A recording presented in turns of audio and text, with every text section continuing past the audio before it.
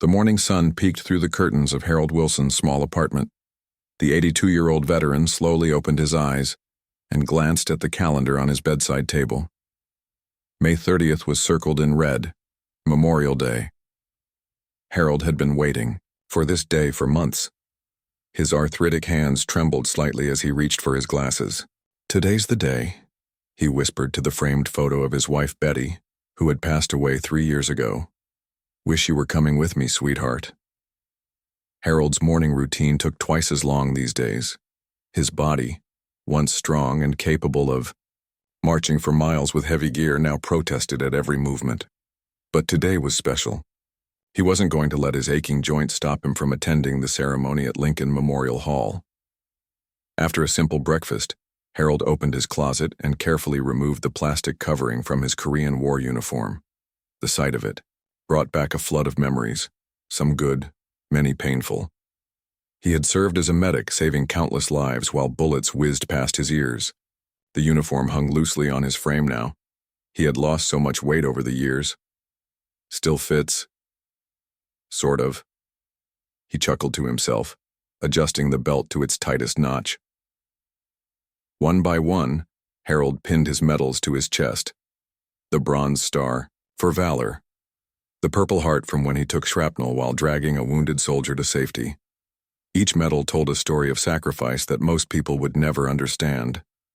Harold polished each medal until they gleamed.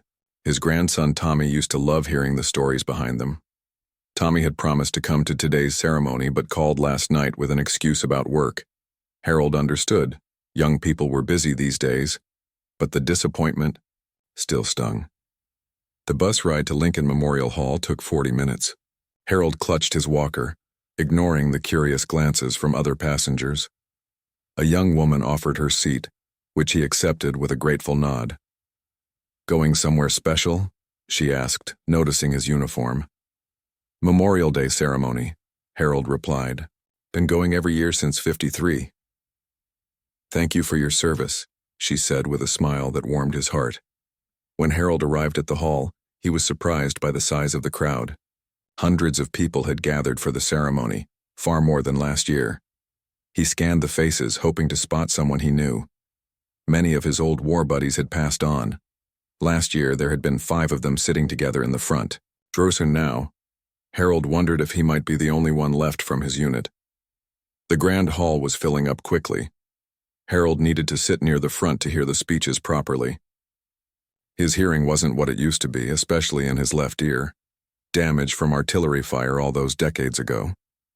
As he slowly made his way down the center aisle, his walker making a soft clicking sound on the polished floor, Harold felt a sense of pride.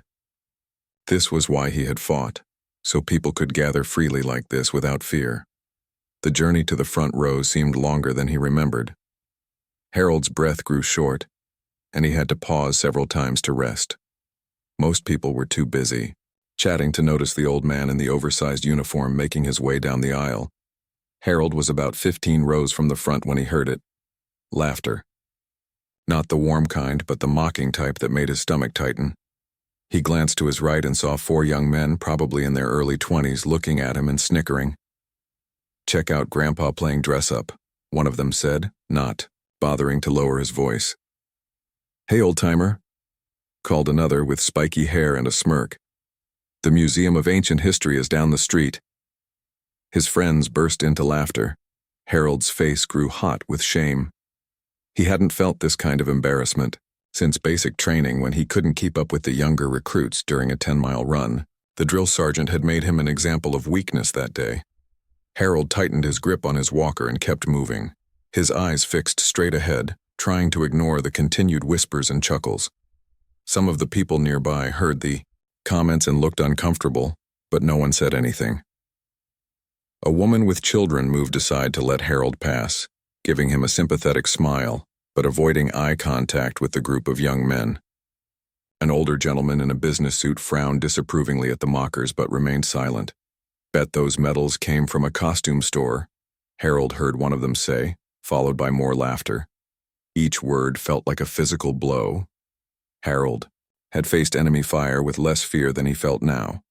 At least then he had been young and strong, able to defend himself and others. The worst part wasn't the mockery. It was the silence of everyone else.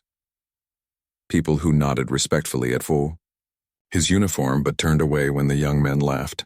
People who whispered thank you for your service but wouldn't speak up when that service was disrespected. Harold's hands began to shake, not from age but from a mixture of hurt and anger. The medals on his chest felt suddenly heavy. He wondered if he should have stayed home after all. Maybe Tommy had the right idea. He was about to turn around and leave when something changed in the atmosphere of the hall. A hush fell over the crowd, starting from the back and moving forward like a wave. Even the young men who had been mocking. Harold fell silent, their eyes widening as they looked at something or someone behind him. The hush that fell over the crowd made Harold curious. He turned slowly, leaning heavily on his walker to see what had caught everyone's attention. A tall, imposing figure was making his way down the center aisle. Even at 82, Harold immediately recognized the man. Everyone did. It was Chuck Norris. Not the young action hero from the movies Harold used to watch on his old VCR, but an older, distinguished version with silver hair and the same commanding presence. Chuck Norris had always been a strong supporter of the military, but he rarely made public appearances these days. He preferred to work quietly behind the scenes, helping veterans without the fanfare. Today, he wore a simple dark suit with an American flag pin on his lapel. People whispered and pointed as Norris walked purposefully through the crowd. Some tried to catch his attention or shake his hand, but his focus seemed to be elsewhere. His eyes were locked on something, or someone, ahead of him. With growing disbelief, Harold realized that Norris was looking directly at him. The young men who had been mocking Harold moments before fell completely silent, their faces frozen in expressions of shock and embarrassment as they recognized the approaching celebrity. Harold felt a sudden urge to straighten his posture, a reflex from his military days when a superior officer approached. His back protested, but he stood as tall as his aged frame would allow. Chuck Norris stopped directly in front of Harold. Up close, Harold could see the lines of experience on the man's face, the quiet strength in his eyes. For a moment, neither spoke. Then Norris extended his hand. "Sir," he said, his voice carrying clearly through the now silent hall. "My name is Chuck Norris. It would be my honor to shake the hand of a true American hero." Harold's weathered hand trembled slightly as he reached out to accept the handshake. Norris's grip was firm but gentle, respectful of the older man's fragility. "I'm Harold Wilson," he managed to say, his voice suddenly thick with emotion. "Korean War, 45th MASH Unit." Norris nodded, his expression solemn. "My father served in World War II. He taught me that the real heroes aren't the ones in movies or on television. They're men like you who answered when their country called." The young men who had mocked Harold shifted uncomfortably in their seats. One of them looked down at his shoes, his face flushed with shame. "I couldn't help noticing you were trying to make your way to the front," Norris continued. "Would you allow me the honor of escorting you to your seat? Heroes like you deserve the best view in the house." Harold felt a lump form in his throat. He nodded, not trusting himself to speak, without his voice breaking. Chuck Norris surprised him then by gently taking Harold's arm and walking beside him, matching his slow pace. The walker clicked softly on the floor as they moved forward together. People in the audience began to stand, first a few, then dozens, then everyone. A spontaneous show of respect not just for the famous man but for the elderly veteran he was escorting. As they passed the row where the young mockers sat, Norris paused. He didn't say anything to them directly, but his gaze lingered long enough for the message to be clear. The young men couldn't meet his eyes. One of them, the one with spiky hair who had made the museum comment, looked particularly stricken. Harold noticed the boy had a military-style haircut growing out and a small tattoo of what looked like military insignia peeking from under his sleeve. There was something in his eyes, not just embarrassment, but real regret. As Harold and Norris continued their slow walk to the front, whispers followed them. "That's Harold Wilson. He saved my uncle's life in Korea. I heard he carried 4 wounded soldiers through enemy fire. My grandfather served with him. Says he was the bravest medic in the unit. Harold wasn't sure if these comments were true or just people trying to be part of the moment, but they warmed his heart nonetheless. When they reached the front row, Norris helped Harold to a seat that had been reserved for distinguished guests. A young organizer hurried over, looking flustered. "Mr. Norris, we have a seat for you up on the stage with the other VIPs," she said. Norris shook his head. "If it's all the same to you, I'd prefer to sit here next to Mr. Wilson." He settled into the chair beside Harold. The organizer seemed about to protest, then thought better of it. "Of course, sir. The ceremony will begin in 5 minutes." As she hurried away, Harold turned to Norris. "You don't have to stay here," he said. "I know you probably have important people to talk to." Norris smiled, the corners of his eyes crinkling. "I am talking to an important person, Mr. Wilson." Harold felt a warmth spread through his chest that had nothing to do with the temperature in the hall. For a moment, he wasn't an old man whose family was too busy to accompany him to a ceremony. He wasn't a relic of a forgotten war. He was a soldier again, respected and valued. The hall was filling with a buzzing energy now. People were watching, taking pictures with their phones. Harold knew he should probably feel uncomfortable with the attention, but instead, he felt a weight lifting from his shoulders, the weight of invisibility that had slowly settled there. Over the years, Norris seemed to sense his thoughts. "They're not looking at me," he said quietly. "They're looking at you, sir, at those medals on your chest. Each one tells a story of courage that most of them can't imagine." The event organizer, a middle-aged woman in a navy blue suit, approached the podium to begin the ceremony. She tapped the microphone twice, and the feedback echoed through the hall. "Ladies and gentlemen," she began, "welcome to our annual Memorial Day ceremony." But before she could continue, Chuck Norris raised his hand slightly. The woman at the podium stopped mid-sentence, surprised. Norris leaned over and whispered something to Harold, who nodded slowly. Then Norris stood up and walked toward the stage. The audience watched in curious silence as he spoke briefly to the organizer. She listened, nodded, and stepped aside from the microphone. No one had planned for Chuck Norris to speak today. No one had expected him to even attend. Yet here he was, stepping up to the podium, his expression serious and determined.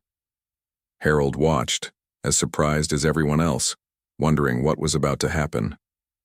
Chuck Norris stood at the podium, adjusting the microphone slightly. The hall was completely silent. Everyone waited, wondering what this unexpected speaker would say. Harold sat up straighter in his seat, his hands resting on his knees. "Good morning," Norris began, his voice calm but carrying easily through the large space. "My name is Chuck Norris. I wasn't scheduled to speak today. I came here as a private citizen, to honor those who served our country." He paused, looking out at the crowd of several hundred people. "But sometimes things happen that can't be ignored. Moments that call for us to stand up and speak out." Norris's gaze swept across the audience, lingering briefly on the row where the young men sat. "Just a few minutes ago, I witnessed something that disturbed me deeply. I saw an elderly veteran being mocked for his age, for his appearance, for daring to wear the uniform he earned through blood and sacrifice." An uncomfortable murmur ran through the crowd. People shifted in their seats. The young men who had laughed at Harold stared at the floor, their faces red. "That veteran's name is Harold Wilson," Norris continued, gesturing toward Harold in the front row. "He served as a combat medic in Korea. He doesn't know this, but I've just learned from the organizers that Mr. Wilson received the Bronze Star for running through enemy fire to save wounded soldiers. The Purple Heart on his chest? He earned that by taking shrapnel while shielding a fallen comrade with his own body." Harold blinked in surprise. He hadn't mentioned those details to Norris. The event organizers must have recognized his name from their list of decorated veterans. The man some people just mocked as a relic saved more lives before his 25th birthday than most of us will in our entire lifetimes. Norris paused again, letting his words sink in. "My father, Ray Norris, was a World War II veteran. He didn't talk much about his experiences, but he taught me something important. The uniform isn't just cloth and buttons. The medals aren't just metal and ribbon. They represent sacrifice and courage that most of us can't even imagine. The hall was so quiet now that Harold could hear the soft hum of the air conditioning. Every eye was fixed on Norris, whose voice had taken on a deeper emotional tone. I've had the privilege of playing heroes in movies and TV shows. I've thrown fake punches and fired blank rounds. I've walked away from pretend explosions. And people call me a hero. He shook his head slowly. But the real heroes? They're men, like Harold Wilson. Men and women who faced real bullets, real explosions, real fear, and kept going. People who put everything on the line not for fame or glory, but because their country asked them to serve. Harold felt a lump forming in his throat. He hadn't expected this. He'd come to the ceremony hoping just to find a good seat, maybe run into a few fellow veterans. Now he found himself at the center of attention, the subject of a speech by Chuck Norris, of all people. Look around this room, Norris continued. How many veterans do you see? How many fathers, mothers, grandparents, neighbors, or friends once wore the uniform? Do we know their stories? Have we asked? Or do we walk past them every day, never realizing the courage it took for them to give us the freedom we enjoy? From the corner of his eye, Harold noticed the young man with the spiky hair, the one who had made the museum comment, was now openly crying, wiping at his eyes with the back of his hand. I'm not here to shame anyone, Norris said, his tone softening. We all make mistakes. We all sometimes forget the debt we owe to those who served. Today is Memorial Day, when we honor those who made the ultimate sacrifice. But perhaps we should also take a moment to honor the living veterans among us, before it's too late to thank them in person. He turned slightly, looking directly at Harold. Mr. Wilson, I want you to know something. That uniform still fits you perfectly, because the courage and honor it represents never go out of style, never get old, and never stop mattering.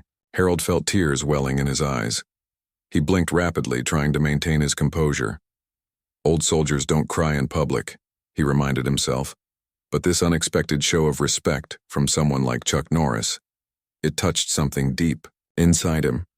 I'd like to ask everyone here today to join me in something, Norris said, turning back to the audience. If you're a veteran or if you're currently serving in our armed forces, would you please stand if you're able? There was a rustling throughout the hall as people rose to their feet. Harold, with some effort and leaning on his armrest, stood as well. To his surprise, there were at least 40 or 50 others standing, men and women of all ages, some in uniform, others in civilian clothes. Look around, Norris said to the seated audience members. Look at these people who answered when their country called. Some fought in World War II, Korea, or Vietnam. Others served in the Gulf, in Afghanistan, or Iraq. Some never saw combat, but stood ready to defend our freedom wherever they were needed. The audience began to applaud. First a few people, then more, until the entire hall was filled with the sound of clapping hands. It wasn't the polite applause of a formal ceremony, but an enthusiastic, emotional response that seemed to build on itself. As the applause continued, Harold saw the young man with the spiky hair stand up suddenly. He whispered something to his friends, then made his way to the aisle and walked quickly toward the front of the hall. For a moment, Harold tensed, unsure of the young man's intentions. The young man stopped directly in front of Harold and looked up at him, his face streaked with tears. Sir, he said, his voice breaking. My grandfather was in Korea too. He didn't make it home. I'm so sorry for what I said. I was being stupid. I didn't think. Harold saw something in the young man's eyes that he recognized. Loss, regret, pain. Without thinking, he reached out and put a hand on the young man's shoulder. It's all right, son, he said softly. We all make mistakes. The young man nodded gratefully, wiped his eyes again, and returned to his seat. Harold slowly sat back down, his knees protesting. Chuck Norris had watched this exchange with an approving nod. When the applause finally died down, he spoke again. That's what America is about, he said, gesturing to where Harold sat. Not just courage in battle, but the courage to forgive, the strength to heal old wounds, the wisdom to learn from our mistakes. He stepped back from the podium, nodding to the event. Organizer, thank you for allowing me these few unscheduled minutes. Now let's continue with the ceremony as planned, remembering those who gave everything for our freedom. As Norris returned to his seat beside Harold, The audience rose in a standing ovation.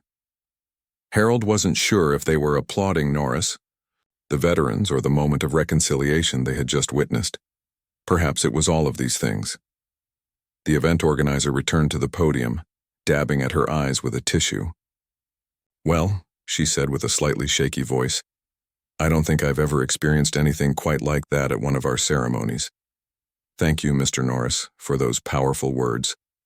She collected herself and continued with the planned program, but Harold barely heard her. He was still processing what had just happened, how a day that had started with mockery had transformed into something so unexpected and meaningful. Chuck Norris leaned over and spoke quietly in Harold's ear. "I meant every word," he said. The rest of the Memorial Day ceremony went as planned, but there was a new energy in the room. Whenever Harold was mentioned or recognized, the applause was especially loud. The young man who had apologized to him kept glancing toward the front row, his expression thoughtful. After the final prayer and the playing of taps, people began to file out of the hall. Many stopped to shake Harold's hand or pat him on the shoulder. Some shared quick stories about their own family members who had served. Harold couldn't remember the last time so many people had wanted to talk to him. "Do you need a ride home?" Chuck Norris asked as the crowd finally thinned. Harold hesitated. "The bus stop is just down the block. I don't want to be any trouble." Norris shook his head. "No trouble at all. My car's outside." In the parking lot, several people were waiting, phones ready to take pictures with the famous action star. Norris politely asked them to give him a moment, promising to return for photos after helping Harold to his car. Is this really happening? Harold thought to himself as he settled into the passenger seat of Norris's sleek black SUV. Yesterday, he'd been watching reruns of Walker, Texas Ranger in his small apartment. Today, he was getting a ride home from Chuck Norris himself. "Where to?" Norris asked, starting the engine. Harold gave him the address of his apartment complex on the east side of town. As they pulled away from the memorial hall, neither man spoke for a few minutes. Harold watched the familiar streets pass by, wondering if he should say something or just enjoy the moment. "You never talk about it much, do you?" Norris finally asked. "The war." Harold shook his head. "Not really. My wife Betty used to listen sometimes when the nightmares were bad. After she passed, I just kept it all in here." He tapped his chest. "My father was the same way," Norris said. "Carried it all inside. I think that generation, your generation, was taught that real men don't complain. They just shoulder the burden and keep going." "That's about right," Harold agreed. "Though sometimes the load gets mighty heavy." Norris nodded thoughtfully. "It shouldn't be yours alone to carry." When they arrived at Harold's apartment building, Norris insisted on helping him inside. The building manager, Mrs. Chen, nearly dropped her mail when she saw who was escorting her elderly tenant. "Mr. Wilson," she stammered, "I didn't know you. We're friends with Chuck Norris." Norris supplied with a smile, extending his hand. "Nice to meet you, ma'am." "Mrs. Chen takes good care of all of us old folks here," Harold explained. "It's an honor," Mrs. Chen said, still looking starstruck. "Would you like some tea? I just made a fresh pot." "Another time, perhaps," Norris said kindly. "I need to get back for some photos I promised. But I'll definitely be visiting Mr. Wilson again." Word of Chuck Norris's visit spread through the building like wildfire. By the time Harold settled into his recliner that evening, 3 neighbors had knocked on his door with casseroles and questions. Harold slept better that night than he had in months. No nightmares. No waking up reaching for his combat medic bag. Just peaceful sleep. He woke to his phone ringing, his actual landline phone that rarely rang anymore. It was Tommy, his grandson. "Grandpa, why didn't you tell me? It's all over the internet." "What's all over the internet?" Harold asked, still groggy. "You and Chuck Norris. Someone posted a video of his speech at the Memorial Hall. It's got like 500,000 views already. And there's pictures of him driving you home." "My friends are freaking out." Harold nearly dropped the phone. 500,000? That can't be right." "I'm looking at it right now," Tommy insisted. "The hashtag is Respect Our Veterans. Everyone's sharing it. Hold on, my boss is calling. He wants to give me the day off to come see you. This is crazy. I'll call you back. The phone kept ringing after that. An old army buddy from Tucson who'd seen the video. A reporter from the local paper wanting an interview. Harold's doctor, checking if he was okay with all the excitement. Around noon, there was a knock at the door. Harold opened it to find the young man from yesterday, the one with the spiky hair who had mocked him and later apologized. "Hi, Mr. Wilson," he said nervously. "I'm Jack. I asked Mrs. Chen downstairs if I could talk to you. I hope that's okay." Harold nodded and stepped aside to let him in. The young man looked around the small apartment, his eyes lingering on the old photos on the wall. Harold in his uniform, Harold and Betty on their wedding day, Harold with his children and grandchildren. "I came to apologize again," Jack said. "What I did yesterday, it was wrong. I've been thinking about it all night." He reached into his pocket and pulled out a worn military photo. "This is my grandfather. He was at the Chosin Reservoir. He died before I was born." Harold took the photo carefully. The young soldier in the image had the same jawline as Jack, the same eyes. "My mom says I look just like him," Jack continued. "I joined the army last year, but I couldn't handle basic training. I quit after 3 weeks. I felt like I'd failed him, you know? Like I wasn't tough enough." Understanding dawned on Harold. "So, you lash out at reminders of what you think you failed at?" Jack nodded, looking down.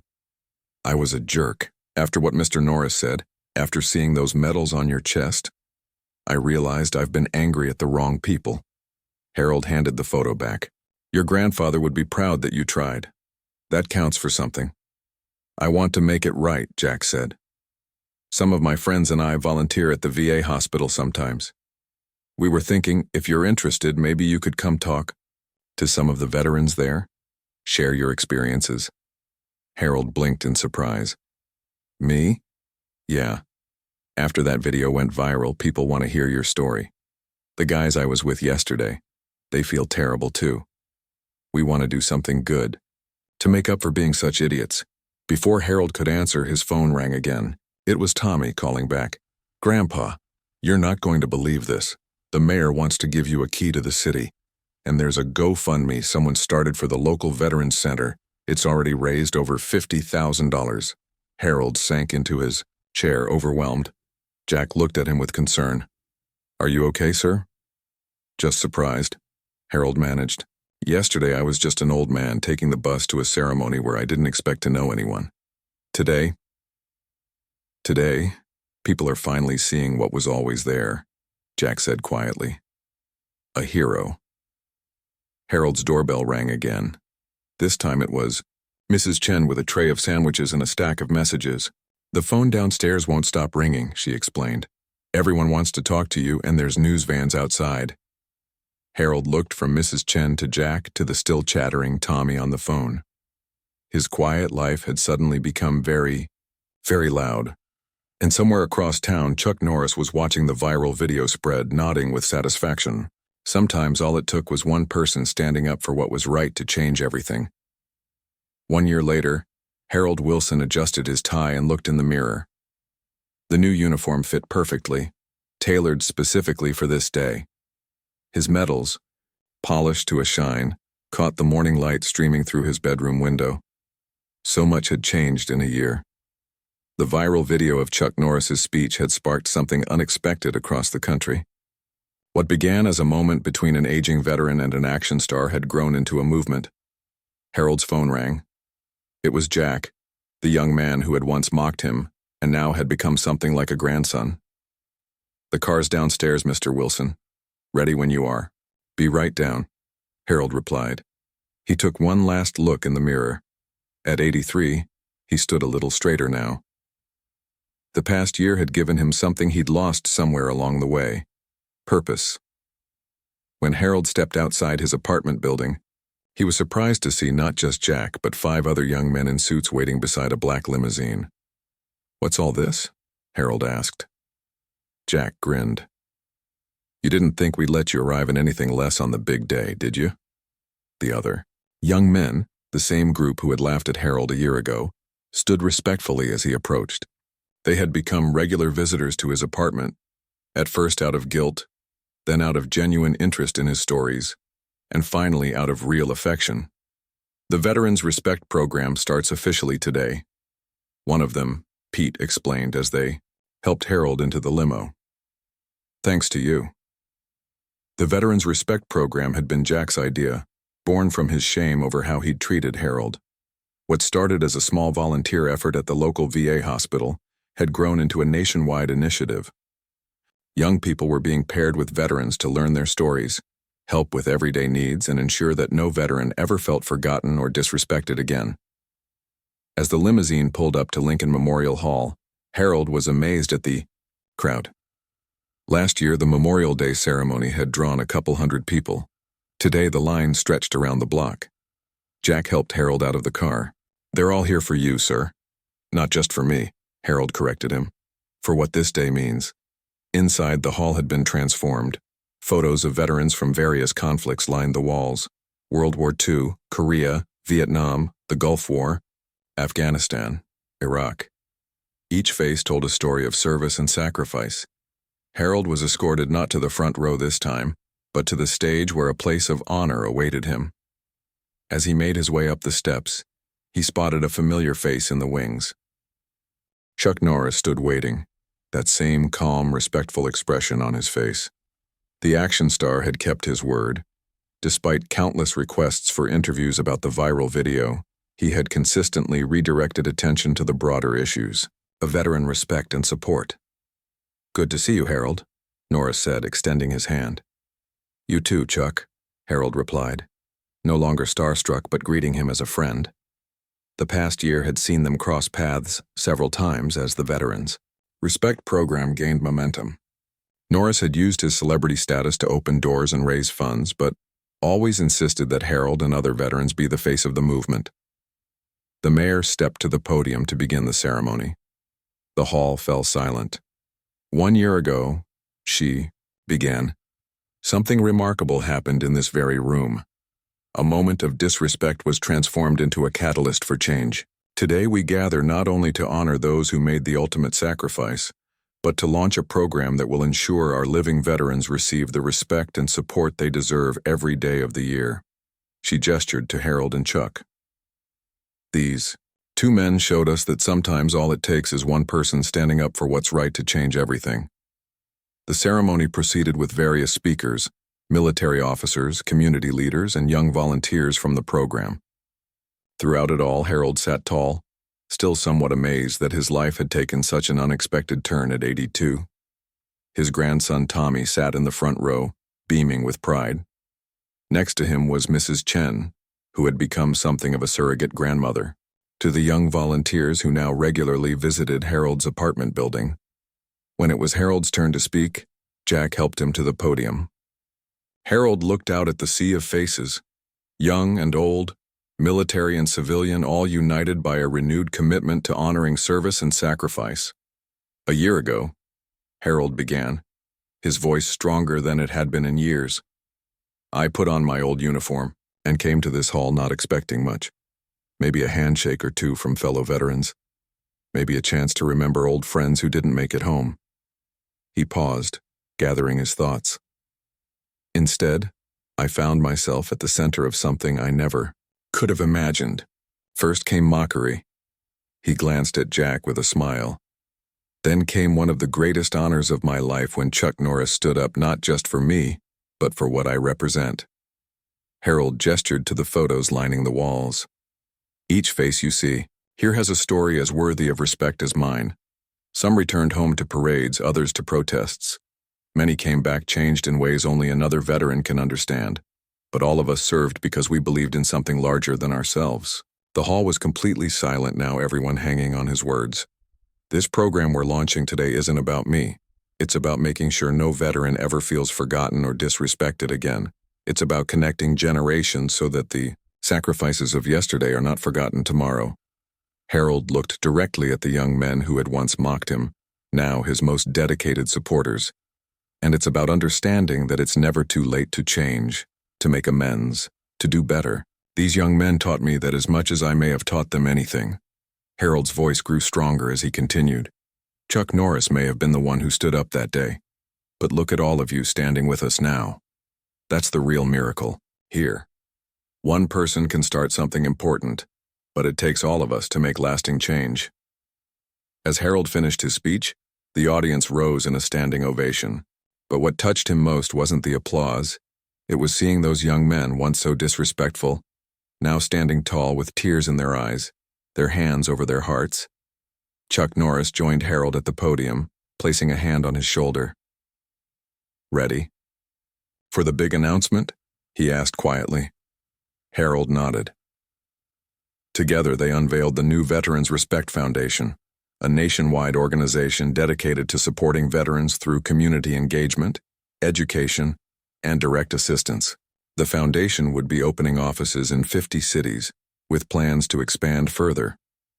As the ceremony concluded, Harold found himself surrounded by people wanting to shake his hand, share stories of their own family members who had served, or simply say thank you. A reporter pushed through the crowd. "Mr. Wilson, how does it feel to know that a moment of disrespect turned into a movement that's helping thousands of veterans across the country?" Harold thought for a moment before answering. "It feels like coming home," he said simply. "Not just for me, but for all of us who served." Later, as Harold prepared to leave, he found Jack waiting by the door. "We've got a surprise for you back at the apartment building," Jack said with a grin. "Another surprise? I'm not sure my old heart can take much more excitement," Harold joked. "Trust me, you'll like this one," Jack assured him. As they left the B hall, Harold glanced back at the stage where Chuck Norris was still talking with some officials. As if sensing Harold's gaze, Norris looked up and gave him a nod of respect. Veteran to veteran. One man who stood up for what was right to another, who had stood up for his country all those years ago. And in that moment, Harold Wilson knew that his story wasn't ending in the twilight of his life. It was beginning a new chapter that would outlive him and help ensure that no veteran would ever stand alone again.